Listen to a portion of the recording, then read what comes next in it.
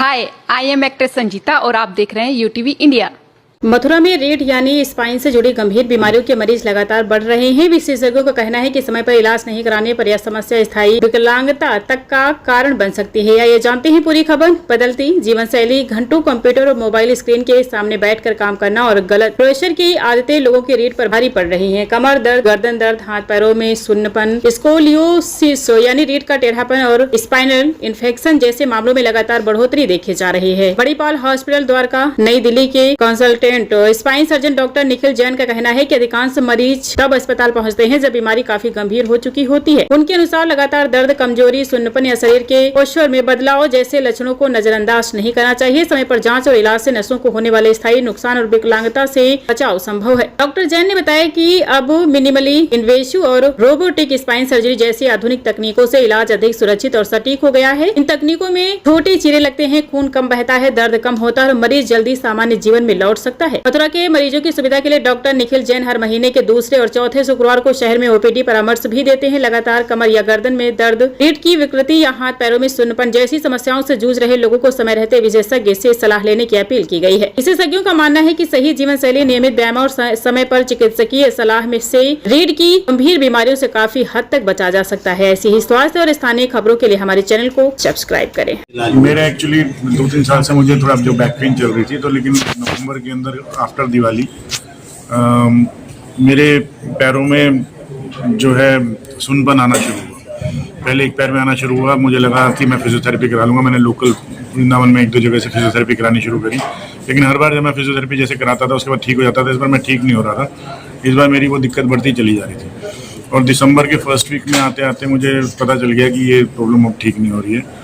तब मैंने सर्च करना शुरू किया कि मैं कहाँ दिखाऊँ। मैंने वृंदावन में लोकल 1-2 हॉस्पिटल्स में दिखाया, जो काराबाबू हॉस्पिटल है, रामकृष्ण मिशन, उधर मैंने MRI भी कराई अपनी, जहाँ मुझे पता चला कि थोड़ी दिक्कत पहले से ज़्यादा बढ़ गई है। फिर मैंने सर्च करना शुरू किया कि कहाँ पर मैं ऑपरेशन करा सकता हूँ, बेटर ऑपरेशन मिल सकता है, अच्छे डॉक्टर मिल सकते हैं। तो उस सिलसिले में मैंने दिल्ली में 2-3 डॉक्टर्स को दिखाने के बाद सबका फाइनल करके वहाँ पर ऑपरेशन करवाया मणिपाल हॉस्पिटल। अब आप पूर्ण रूप से स्वस्थ हैं? अब मैं पूरी तरह से ठीक हूँ।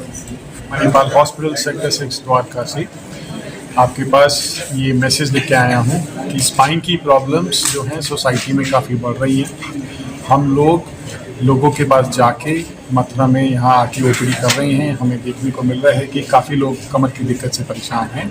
अगर वो लोगों को एक्सरसाइज, वेट कंट्रोल, डाइट और बाकी चीज़ें आराम नहीं आ रहा तो वो हमसे मिलें, हमसे परामर्श लें और अपनी बीमारियों को इवैल्यूएट करा के आगे का समाधान समझ सकते हैं। स्पाइन सर्जरी आज के ज़माने में बहुत एडवांस हो गई है।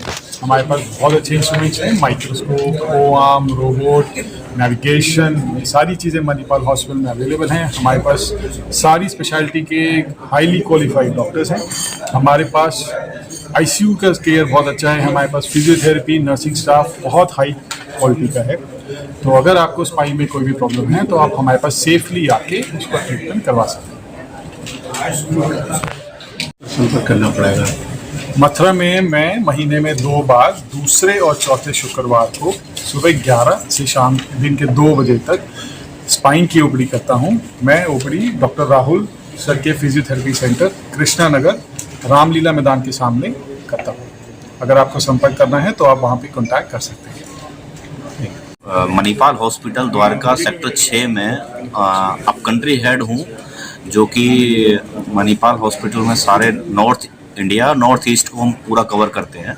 और आज जो प्रेस कॉन्फ्रेंस हुई है उसका माध्यम ये था कि डॉक्टर निखिल जैन हैं, स्पाइन सर्जरी के हेड हैं हमारे मणिपाल हॉस्पिटल में, और मेरे बगल में जो बैठे हैं डॉक्टर राहुल हैं, जो कि फिजियोथेरेपी सेंटर चलाते हैं यहाँ पे मथुरा कृष्णा नगर में।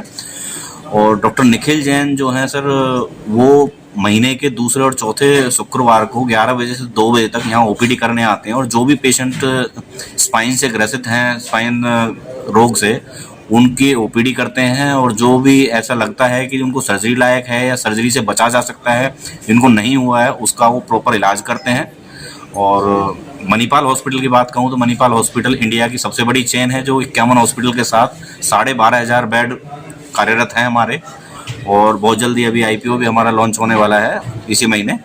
और मणिपाल हॉस्पिटल को 2 तरीके से लिया जाता है। एक तो academic Manipal university, Sikkim Manipal university और बहुत सारी चीज़ें हैं जिसको भी हम बहुत अच्छी तरह से हम ट्रीट कर रहे हैं, काम कर रहे हैं और सारे हॉस्पिटल में ये है।